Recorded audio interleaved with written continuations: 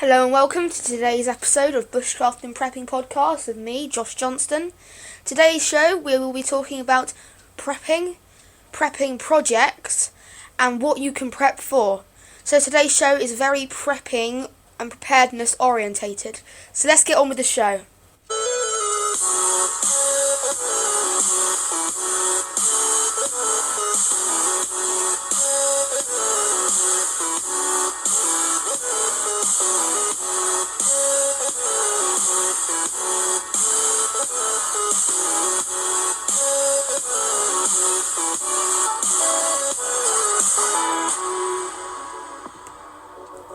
So yes, welcome to Bushcraft and Prepping Podcast. Before we start the show, I would like to make your attention towards our brand new Facebook group, Bushcraft and Prepping Podcast. You'll find it at www.facebook.com/groups Bushcraft and Prepping Podcast. Or you can search for it in the Facebook search engine at Bushcraft-Prepping Podcast. I will also leave the link below when I post this video link onto the Great British Bushcraft page, the UK Preparedness Network, so I look forward to seeing some followers on that. Now last night I had the opportunity of a lifetime. I appeared on Stevie Ware's Be Prepared Today radio show, and it was brilliant. The amount of knowledge that guy has is phenomenal. He is truly inspirational. And for me, and I'm sure a lot of his listeners out there, he is what drives a lot of people to prep and to bushcraft. So last night I just spoke about myself and my unique perspective to prepping and bushcraft and how I like to integrate the two together. I also spoke on how you can't have one without the other. Bushcraft equals prepping and prepping equals bushcraft. Because in prepping, you may not always be able to get to your bug out location if an emergency happens. A lot of people prep on the idea that they'll be able to get to their preps or they'll be able to get to their bug out location. But if there's a massive earthquake, you might not be able to get to your bug out location, or you might be at work when disaster happens. So to have integrated bushcraft into prepping, you will never be able to be caught off guard, because with bushcraft and some basic survival skills, I'm not even saying to do fancy stuff, just basic survival skills. Whenever you find yourself in an emergency, whether you're at home with your preps or you can't get to your bug out location, some basic survival skills will keep you alive. So I think that is very important when prepping, because it's always good to have that peace of mind that whatever happens, whether you can get to your preps or whether you can get to your bug out location or whether you can do all the stuff that you've been planning for ages and putting all your hard work in, it's nice to have the peace of mind that you know basic survival skills which will keep you alive regardless and sustain you on whatever you have. You also have to remember that a couple of 100 years ago, prepping and bushcraft was a life. It wasn't a hobby, it wasn't something you did for fun. You wouldn't even consider it as anything different, because to you that would be life. And as we've developed on, we're now in a throwaway society, a computer society, where kids these days are just on their iPads, their computers, their phones. I think it's sad how people take these things for granted now and have forgotten how people used to live in the past, because it's history. It's a long forgotten history. And I think that's what happens with history. We forgot about prepping and bushcraft in the past, and now we're trying to revive that. But it can't be revived without support from everyone. And at the Bushcraft show in the Wilderness Gathering, it just shows how many people are actually trying to revive this unique subject of interest. Because for every person who has an interest in bushcraft, there are 3, 4, maybe 5 people who don't. And that's a ratio that we need to change, because the more people we can get interested, the more it will become part of our lives, which means the more to earth we can become. Because a world where everyone is fixated to their gadgets and their phones is a world which I don't want to live in, because the importance of Mother Nature and Earth is being forgotten. And to prep for only one disaster, I think, is really, really a silly idea, because If you were preparing for the zombie apocalypse, and don't laugh, but I know loads of people who are preparing for the zombie apocalypse.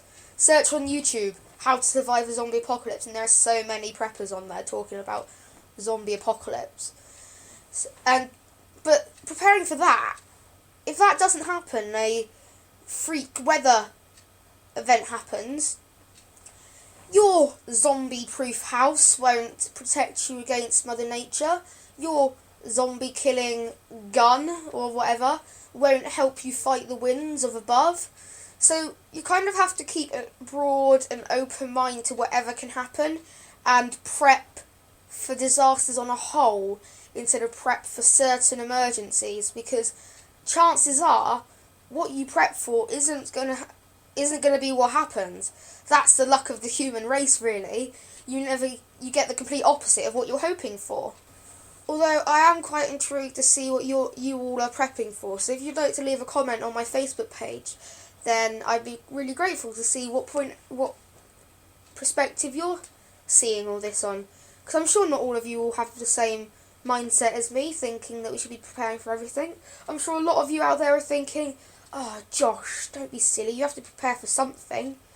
I'm not saying you shouldn't prepare for something, I'm just saying you should be a bit more open-minded to the fact that what you're prepping for might just not happen.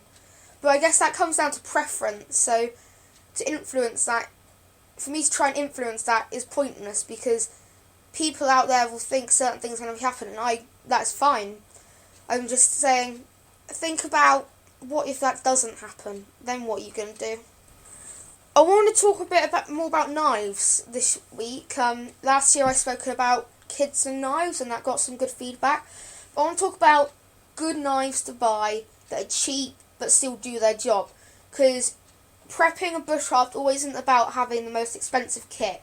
I'm not going to go out and buy a 200, 300 knife from Ben Orford, because that isn't going to happen. I don't have £300 to spend on a knife. My parents don't have £300 to spend on a knife. So it's just pointless thinking about it.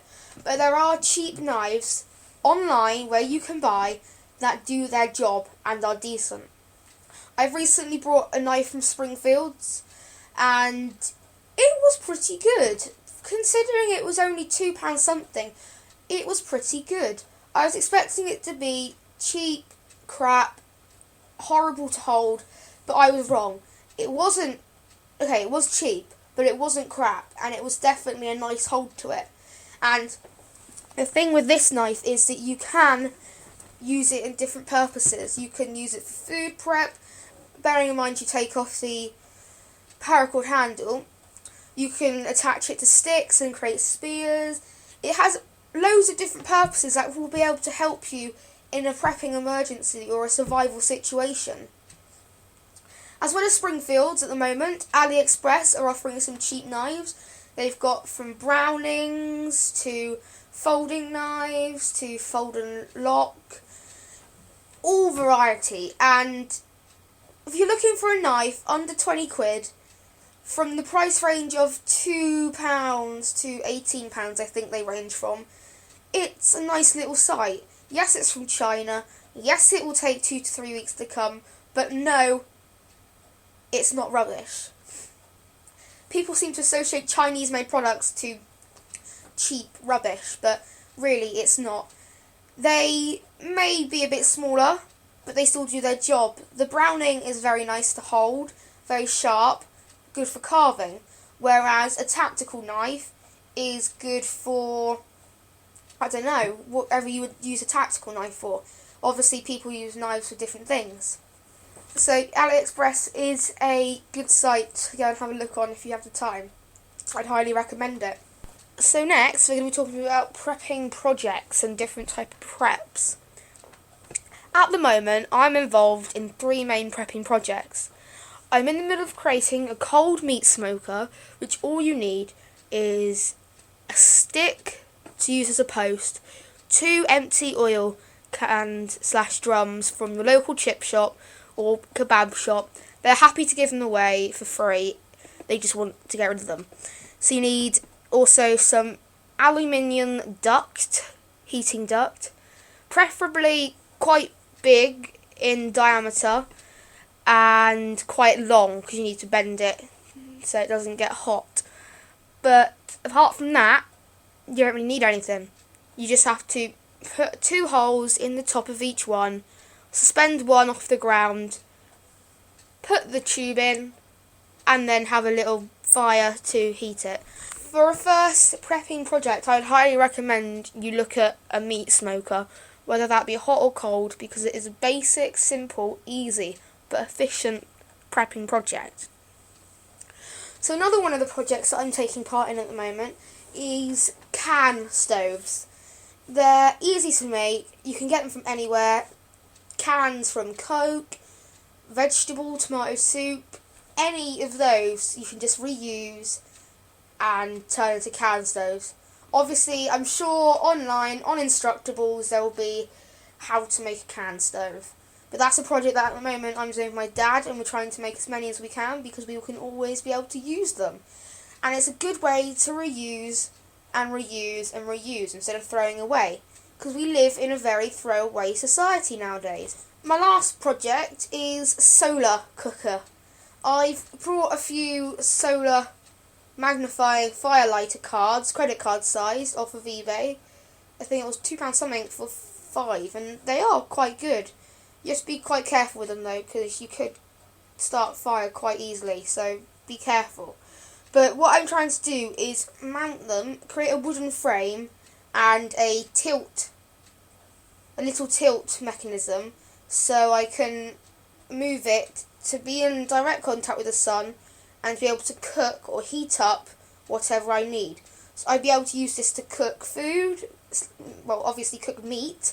I'd be able to use it to start fires, for campfires or to cook on again. I'd be able to use it to melt certain substances, which I could then use again. These are very dangerous, they can get very hot, they can melt metal, so be very careful. But if you can get your hands on a piece of kit like this and you can use it correctly and you can use it for the right purposes, then it is a brilliant piece of kit which could potentially save your life one day. And that is one of my favourite projects because you can make so many little ones. They're easy to make, and you can obviously sell them because you can make so many for so little price. So they're basically my 3 main preps, and I'm proud of them, to be quite honest. They are, I think if I used all 3 of them, I could potentially be able to sustain myself for quite a while, because I had the smoker for meat, I have the can stoves for obviously using it as a stove, and I have my solar oven / solar fire starter to be able to start fires or cook meat or anything really. There's many ways to find out about new projects. You can just put it into YouTube. YouTube will have most things. Bushcrafters and preppers use YouTube as a way to share their knowledge, and they are so keen to share their knowledge that you can find nearly everything everywhere. You can also, online, you have all these websites, you have forums, you have obviously Facebook pages like the UK Preparedness Network, the Great British Bushcraft page, and the Be Prepared Today show radio page, which I think is great because it lets people go that extra step further to share their knowledge and help people thrive in the same industry that they're thriving in. So it's all about sharing, and I guess it kind of links in with the sharing is caring. And I guess that's what really matters. You can't do well in this area, or we can't have this industry without people coming together and showing the support with each other. Now, there's 2 ways you can prep. You can prep to survive, or you can prep to live. Prepping to survive, you will survive, but it will be very uncomfortable. If you prep to live, you'll be able to think of every possibility of what can happen, and you are dead prepared. For whatever comes, you know what you're doing, you know where to go, you have the peace of mind that you've got what you need. I think that's the most important one. Preparing to survive is bushcraft without the preparedness. preparing to live. Preparing to live is bushcraft integrated with prepping. So you are better off to have an understanding of bushcraft as well as prepping. And I really would recommend, if you aren't into bushcraft and you don't know that much about bushcraft, make the opportunities to learn. Don't wait for them to come along, because you could wait forever. Waiting is a horrible thing. If you go out there and make it happen, go out there and make use of your time, then you can develop your understanding and you can improve your chances of survival. And I think that is what is really important. You have to go that extra further. And I can't stress it enough that when you go the extra further, you will be able to improve your knowledge. You will be able to have a better chance of surviving. And a lot of people dismiss that straight away. And if you dismiss it, well, you're basically preparing to survive and not preparing to live. And I think they're the two. If you use those two mottos to live by, are you preparing to survive or preparing to live, then I think you get edged on a bit more to prepare to live. Because the way it is phrased, you almost automatically want to prepare to live. And that's what every prepper is aiming for. Not preparing to survive, you are preparing to live through it. You're preparing to be able to get on whatever happens and do it. Nothing's holding you back. You have the peace of mind, and I can't emphasise that enough. Peace of mind is so important. Without peace of mind, you are so stuck. And without peace of mind, you'll just fall apart. Because to have the peace of mind that you can do this, and to believe that you can do it, will mean you can do it. Because before everything, your brain has to process it. So if you tell yourself you can do it, you can do it. If you tell yourself that you can survive this, and you can do this, then you can. Because it's your brain telling your body and forcing it to get you through. So I've talked a bit about prepping projects, and now I want to talk about what you can prep for. And I think this is the main one that preppers all across the world like to hear about, what you can prep for. And as I said earlier, in my unique opinion, I don't think you should prep for anything individual. I think you should prep for anything that can happen. Prep for an emergency. So instead of saying, when the zombies come, I'm going to run to my house and do it, think, when an emergency comes, I have this and that and that, and if that doesn't work, I have a fail-safe.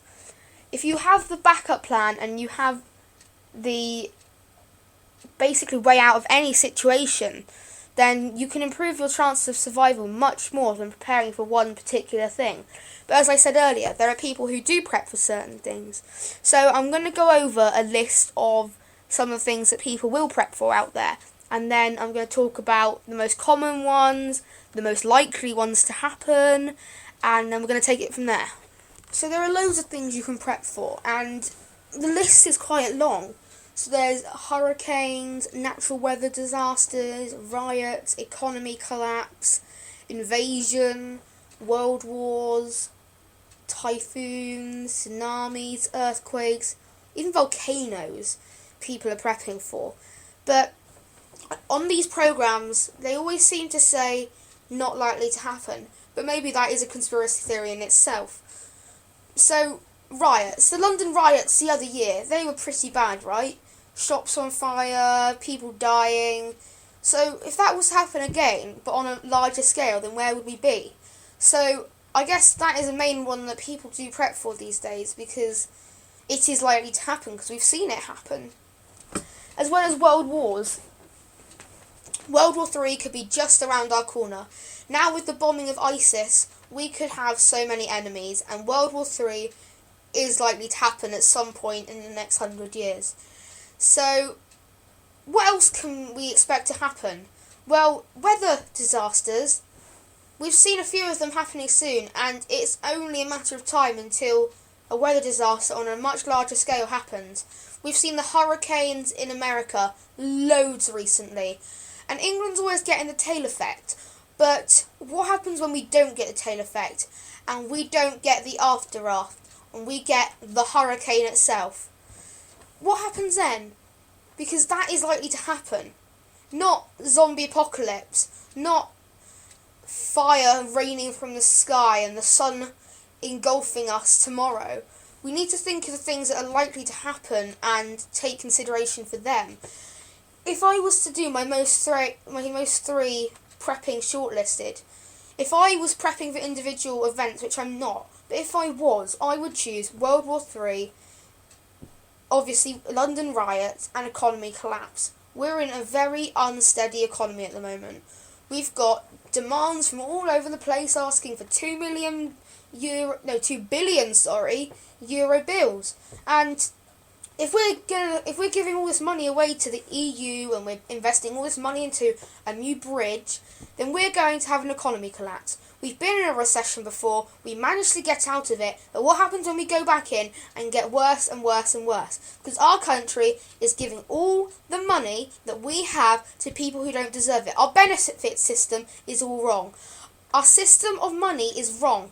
So it is more than likely that we will go into another recession and we will have an economy collapse. And when economy collapses, it's every man for itself. It is anarchy. So we need to prepare for that, and I feel strongly for that. But I refuse to prep only for that, because if something else happens, then I'm screwed.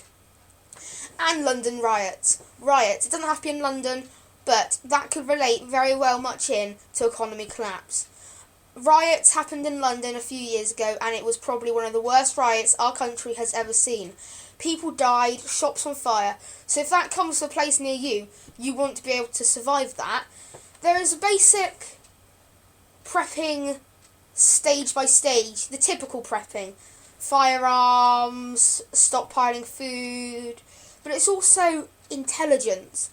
It's like females are very cunning and manipulative, but we need to do that too. We need to be able to have the knowledge, and we need to be cunning enough to escape all these dangers, because our skills may be so much, but it's really what you have in your brain which matters and will keep you alive in an emergency situation. And that's probably the most important thing I can say. It's not what you can do with your hands, it's not what you can do in building, it's not what you can do when you're building stuff.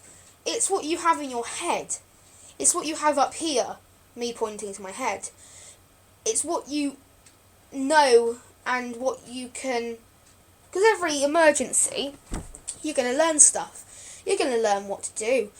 Everything that happens for a reason. So if you get mild flooding near your area, you know what...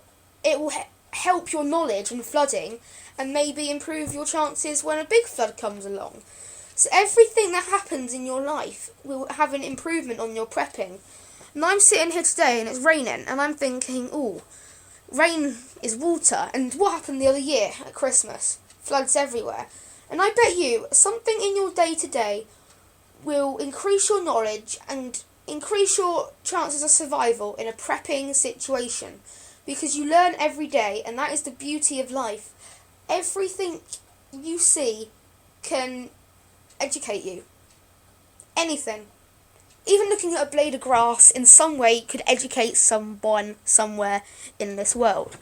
And that's another point. When I say world, prepping isn't just a UK thing, and I'm in the UK at the moment, so I'm sure a lot of my listeners are in the UK.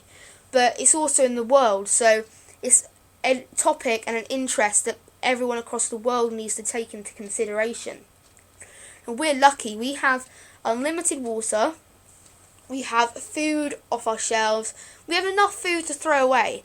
So why in other countries do they starve and have terrible water supply?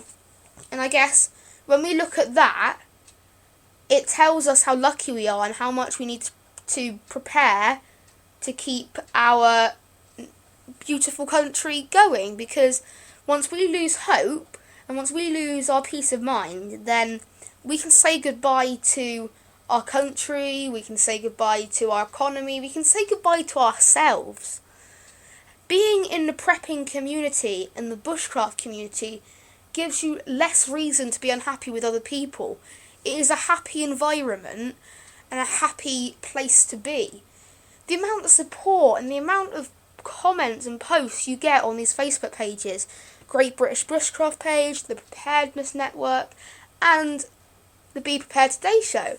It's outstanding because people want to share their knowledge and help others. And I think when it comes to it, if emergency does strike, it will be clear who's prepped and who's taken an interest to those who haven't, to those who are just sitting at home on their laptops, on their phones, watching Netflix, watching, I don't know, whatever's on TV. But it will be very clear when emergency comes who's prepped and who hasn't. And I think that is the most important thing. The more people who take part, the more people who take an interest, the better our community gets. A lot of preppers and bushcrafters value our earth and value Mother Nature. They won't litter, but the more people who take an interest in bushcraft and prepping, the better our country will get. The less people will see a need to litter and disrespect Mother Nature, because that is also a main thing in bushcraft and prepping. You respect the wildlife, you respect our country. So it's clear, it will be really clear in an emergency who is prepped and who hasn't. So what we need to do is we need to increase the numbers of the people who are prepping, because not only will it save us in an emergency, but it will make our country a nicer place to live in, a world nicer to live in. If you look at people who bushcraft and prep, they are genuinely nice people. You can share, you can talk anywhere. Bushcraft show, everyone just wants to talk. You can talk to anyone and they just come up to you and they say, "Hey, how you doing? I'm so and so. I've done this. I'm into that. This is my view." It's so open that it gives everyone the peace of mind that they're not alone. And to feel that you're not alone, I guess, is really important, because it's what keeps you going and what keeps you going all the way. So that was today's episode of Bushcraft and Prepping Podcast. I really hope you enjoyed today's episode. I know I have. So today we've looked at prepping on a whole, prepping projects and what you can prep for, as well as knives and how you can improve our community and how we can get more people to join in bushcraft and prepping. Because that's what's important. And as I said, prepping equals bushcraft and bushcraft equals prepping. You can't have one without the other. And are you prepping to live or are you prepping to survive? Prepping to survive is prepping. Prepping to live is integrating bushcraft and prepping. I can guarantee if any of you preppers out there are just prepping and you made your way over to the Bushcraft show next year or the Wilderness Gathering, I think you would see everything on a whole new light, because it's a very unique opportunity, and I would highly encourage you to attend the Bushcraft show.